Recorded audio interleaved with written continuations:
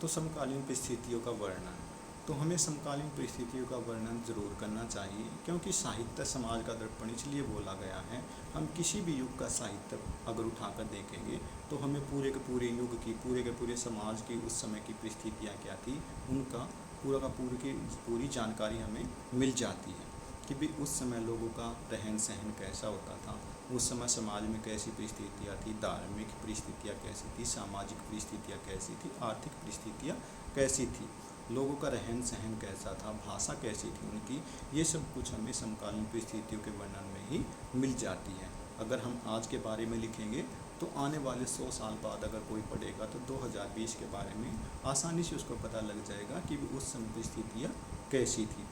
तो कविता के ये प्रमुख घटक हैं कि भाई भाषा का समुचित ज्ञान होना चाहिए, तभी हम कविता लिख पाएंगे। शब्दों का समुचित संयोजन, कि भाई प्रयोग करना आना चाहिए, कि भाई सिस्टमेटिक ढंग से कौन सा शब्द कहाँ पर प्रयोग होगा, अवसर के अनुकूल हमें भाषा का प्रयोग, शब्दों का प्रयोग करना आना चाहिए।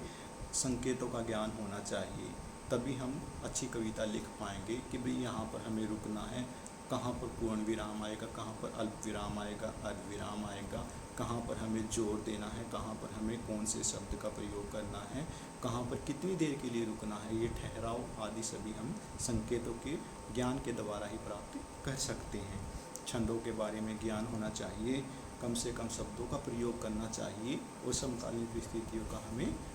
पता होना चाहिए, और तभी हमें उसका वर्णन करना चाहिए, और वो हमें बिल्कुल सटीक करना चाहिए, बिल्कुल सत्य पर आधारित हमें कविता में परिस्थितियों का वर्णन करना चाहिए, ताकि आने वाले समय में उस समय का जो भी लाइफस्टाइल था, जीवन शैली थी, उसके बारे में लोगों को उचित जानकारी प्राप्त हो सके। फिर क्या है कि भाई कविता की संरचना किस प्रकार की जाती है। कविता की संरचना के लिए हमने बताया था कि भाई भाषा पर ही पूरी पकड़ होनी चाहिए, विभिन्न वस्तुओं को देखने का नज़रिया कैसा होता है, जिस परिस्थिति को हम देख रहे हैं कभी उसको अलग दृष्टि से देखता है, तो उसके अंदर एक प्रतिभा होती है, और प्रतिभा हर इंसान के अंदर कोई ना कोई गॉड गिफ्टेड भगवान के द्वारा दी गई है।